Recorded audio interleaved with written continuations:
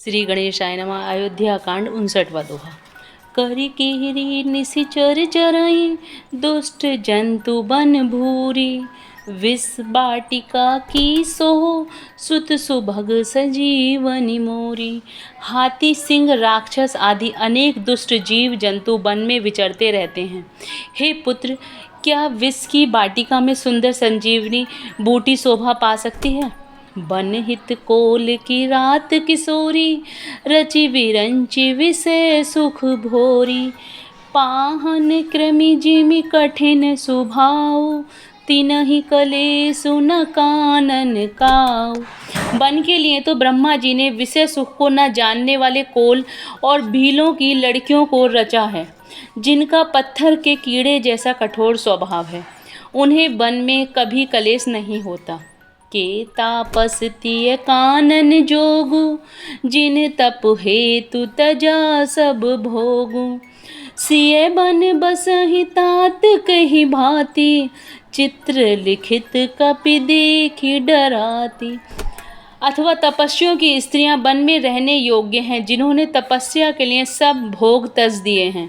हे पुत्र, जो तस्वीर के बंदर को देखकर डर जाती है, वे सीता वन में किस तरह रह सकेगी।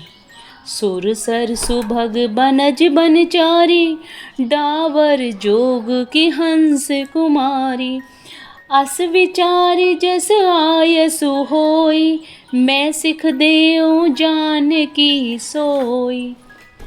देव सरोवर के कमल वन में विचरण करने वाली हंसनी क्या गड़ैये तलैयों में रहने के योग्य हैं? ऐसा विचार कर जैसे तुम्हारी आज्ञा हो, मैं जानकी को वैसी ही शिक्षा दूं। जो सिय भवन रहे कह अम्बा, मोहि कह होई बहुत अब लंबा। सुनि रघुवीर मातु प्रिय बानी, सील स्नेह सुधा जनुसानी। माता कहती हैं, यदि सीता घर में रहे तो मुझको बहुत सहारा हो जाए। श्री रामचंद्र जी ने माता जी को प्रिय बाणी सुनकर जो मानो सील और स्नेह रूपी अमृत से सनी हुई थी। 60वां दोहा। कही प्रिय वचन विवेक में, कीनी मातु परितोष। लगे प्रबोधन जानकी, प्रगट ही विपिन गुण दोष। विवेक में प्रिय वचन कहकर माता को संतुष्ट किया, फिर बन के गुण दोष प्रकट करके वे जानकी जी को समझाने लगे। मातु समीप कहत सकुचाही, बोले समौ समुझि मन माही। राजकुमारी सिखावन सुनहु, आनि भांति जिय जनि कछु गुनहु। माता के सामने सीता जी से कुछ कहने में सकुचाते हैं, पर मन में यह समझकर कि यह समय ऐसा ही है, वे बोले, हे राजकुमारी, मेरी सिखावन सुनो, मन में कुछ दूसरी तरह न समझ लेना। आपन मोर नीक जो चेहूँ, वचनु हमारे मानि ग्रह रहूँ। आयशु मोर सासु सेवकाई, सब विधि भामिनी भवन भलाई। जो अपना और मेरा भला चाहती हो तो मेरा वचन मानकर घर रहो। हे भामिनी, मेरी आज्ञा का पालन होगा, सास की सेवा बन पड़ेगी, घर रहने में सभी प्रकार से भलाई है। एहि ते अधिक धर्म नहीं दूजा, सादर सासु ससुर पद पूजा। जब जब मातु करहि सुधि मोरी, होहि प्रेम विकल मति भोरी। आदर पूर्वक सास ससुर के चरणों की पूजा करने से बढ़कर दूसरा कोई धर्म नहीं है। जब जब माता मुझे याद करेगी और प्रेम से व्याकुल होने के कारण उनकी बुद्धि भोली हो जाएगी, वे अपने आप को भूल जाएंगी। तब तब तुम कही कथा पुरानी, सुंदरी समुझाई मृदुवानी। कहूँ सुभाए सपत सत मोही, सुमुखी मातु हित राखहूँ तोही।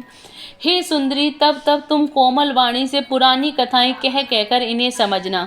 हे सुमुखी, मुझे सैकड़ों सौगंध हैं कि मैं यह स्वभाव से ही कहता हूँ कि मैं तुम्हें केवल माता के लिए ही घर पर रखता हूँ। 61वां दोहा। गुर श्रुति सम्मत धर्म फलु, पाई विनाहि कलेस। हट बस सब संकट सहे, गालव नहुस नरेश। मेरी आज्ञा मानकर घर पर रहने से गुरु और वेद के द्वारा सम्मत धर्म के आचरण का फल तुम्हें बिना ही कलेश के मिल जाता है, किंतु हट के वश होकर गालव मुनि और राजा नहुस आदि सबने संकट ही सहे। मैं पुनि करी प्रवान पितुबानी, बेगी फिर अब सुनु सुमखि सयानी। दिवस जात नहीं लागहि बारा, सुंदरी सिख वन सुनहु हमारा। हे सुमुखी, हे सयानी, सुनो, मैं भी पिता के वचन को सत्य करके शीघ्र ही लौटूंगा। दिन जाते देर नहीं लगेगी। हे सुंदरी, हमारी यह सीख सुनो। जो हट करहु प्रेम बस बामा, तो तुम दुखु पाऊ परिणामा। काननु कठिन भयंकर भारी, घोर घाम हिम बारी बयारी। हे बामा, यदि प्रेम बस हट करोगी तो तुम परिणाम में दुख पाओगी। वन बड़ा कठिन और भयानक है, वहाँ की धूप, जाड़ा, वर्षा और हवा सभी बड़े भयानक है। कुस कंटक मग का कर नाना, चलव पया दहि बिनु पद त्राना। चरण कमल मृदु मंजु तुम्हारे, मार्ग आगम भूमि धर भारे। रास्ते में कुछ कांटे और बहुत से कंकड़ हैं, उन पर बिना जूते के पैदल ही चलना होगा। तुम्हारे चरण कमल कोमल और सुंदर हैं और रास्ते में बड़े बड़े दुर्गम पर्वत हैं। कंदर खो नदी नद नारे, अगम अगाध न जाहि निहारे। भालू बाग ब्रग के हरि नागा, करहि नाद सुनि धीरज भागा। पर्वतों की गुफाएं, खो, नदियां, नद और नाले ऐसे अगम्य और गहरे हैं, उनकी ओर देखा तक नहीं जाता। रीछ, भाग, भेड़िए, सिंह और हाथी ऐसे शब्द करते हैं कि उन्हें सुनकर धीरज भाग जाता है। 62वां दोहा। भूमि शयन बल कल बसन, असनु कंद फल मूल। ते की सदा सब दीन मिलहि, सबहि समय अनुकूल। जमीन पर सोना, पेड़ों की छाल के वस्त्र पहनना और कंद मूल फल का भोजन करना होगा, और वे भी क्या सदा सब दिन मिलेंगे। सब कुछ अपने अपने समय के अनुकूल ही मिल सकेगा। नर आहार रजनी चर चर हैं, कपट वेश विधि कोटिक करहीं। लागहि अति पहार कर पानी, विपिन विपति नहीं जाई बखानी। मनुष्य को खाने वाले निशाचर फिरते रहते हैं, वे करोड़ों प्रकार के कपट रूप धारण कर लेते हैं। पहाड़ का पानी बहुत ही लगता है, वन की विपत्ति बखानी नहीं जा सकती। बयाल कराल बिहगवन घोरा, निशिचर निकर नारी नर चोरा। डर पहि धीर गहन सुधियाए, मृगलोचनी तुम भीरु सुभाए।